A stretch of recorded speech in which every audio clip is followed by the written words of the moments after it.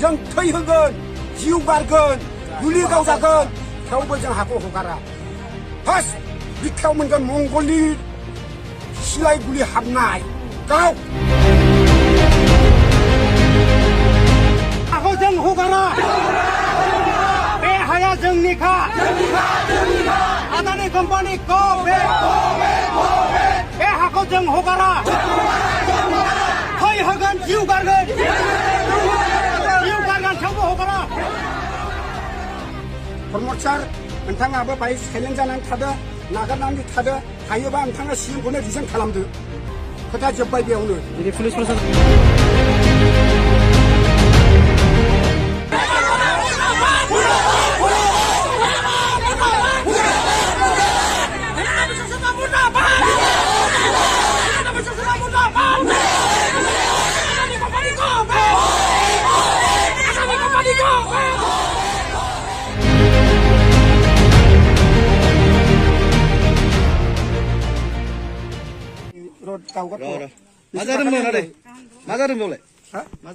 गाव जादों माने दा जों खोनानो मोनदों पुलिस प्रटेक्शन फैबायबो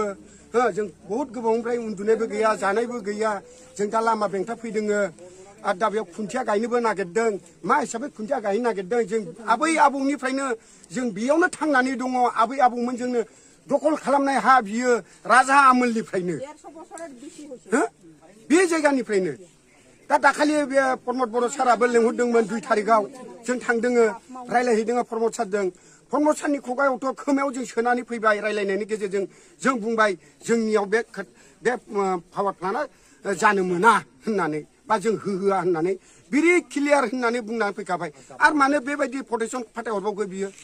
मा अतंकर बर' भाषाखौ बर' फिसाफोरखौ जाजोबनो नागिरखो बेलाय मा जेरावबो थां बर'नि हाखौ सिख'लायनाय जोंनि फटबल जरायाव जों खुनु दिन खोनायाखैमोन प्रमद सार जे जों जे बिदि जागोन नोंथाङा जोंखौ बोरै थै सबख'नाय बायदि सबख'खो दाखालि आंनो सिगाङाव आंनो बुंनानै फैदों जे बे पावार प्लान्टखौ नोंथाङा अफायबा दोरोदनानै लांदो होननानै दिनैहाय आरो मानो पुलिस प्रटेक्शन फैबावखो क'क्राझाराव आंनो थांनानै रायलायहैदों नोंथांजों आरो मा बुंबावनांगौ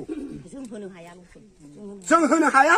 बे हाया जोंनि जोंहा मोन्थाय दं मोननाय दङ जों बे हाखौ जों कम्पानिनो जों हगारनो हाया बेखौनो जों बुङो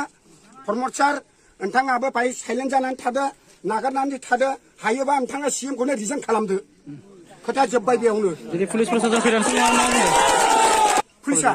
पुलिसा मात्र जोंखौ खावलायदों बेनो जे खुन्थिया गायगोन जोङो जेरैबाबो गायलांगोन जोङो बेखौ खावलायबाय थादों जोंखौ थनहरदों गोजौ लेभेलनिफ्राय सोर थनहरदों प्रमद सार थनहरदों बिसोर आसाम चिफ मिनिस्टारालाय बेयावलाय बोरै हा दं होनना मिथिनो प्रमदआसो मिथिगोन